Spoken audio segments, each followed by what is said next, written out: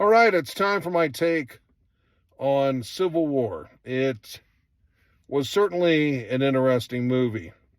Now, we have fatigue of movies where the New York skyline gets blown up, Lady Liberty gets knocked off her pedestal, all of that stuff. So, this movie doesn't really go there.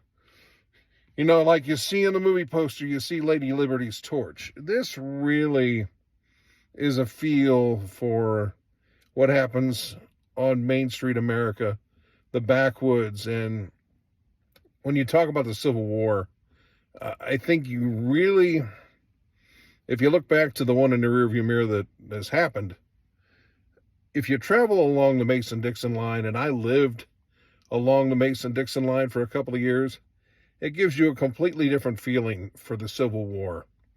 It's all of a sudden not just a bunch of troops moving to Gettysburg, moving to Shiloh, but it's that thin line.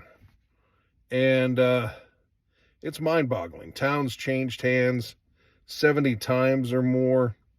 You know, we all know about brother versus brother. This movie doesn't really get into the complexities too deeply of the sides. It just kind of captures one thing. How far can the divisiveness of politics take us? How far are we willing to go? And are we going to be like other nations? It doesn't get too preachy. There's like little hints of a backstory, but it didn't get too preachy. And I think, I don't think you're going to say, oh, I was offended. I'm from the left. Oh, I'm from the right. I didn't like that. I don't think that happens here. The sound editing of this movie absolutely is Oscar worthy. I saw it in Dolby.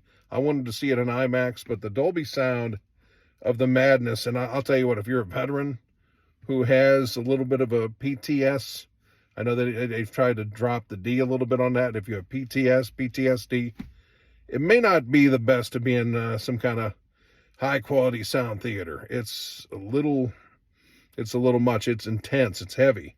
It really kind of puts you in the spot. And the acting in this, Wagner Moura and Kirsten Dunst are fabulous. And the core photojournalist. But Kirsten Dunst, who we haven't seen a ton of, is just great in this movie. She really, we don't get a bunch of stats of how many people are dead.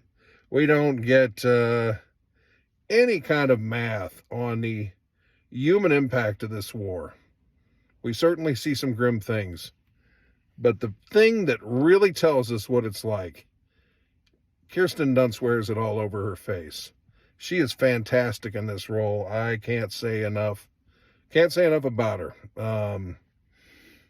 Just good stuff. And again, Nick Offerman as the president, you don't see a lot of him. But boy, he sure makes it count. It's really curious because, a movie like this could be a cliche with a bunch of presidential speeches. And really, it gives you the human element, what real people had to deal with.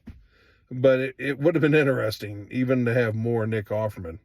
That guy can switch into a serious role like the snap of a finger. But I thought it was good. I don't know if it is just going to leave you, this is the greatest film I've ever seen. I don't think it's quite there, but it is quite an effort and quite a piece of filmmaking. So, Civil War.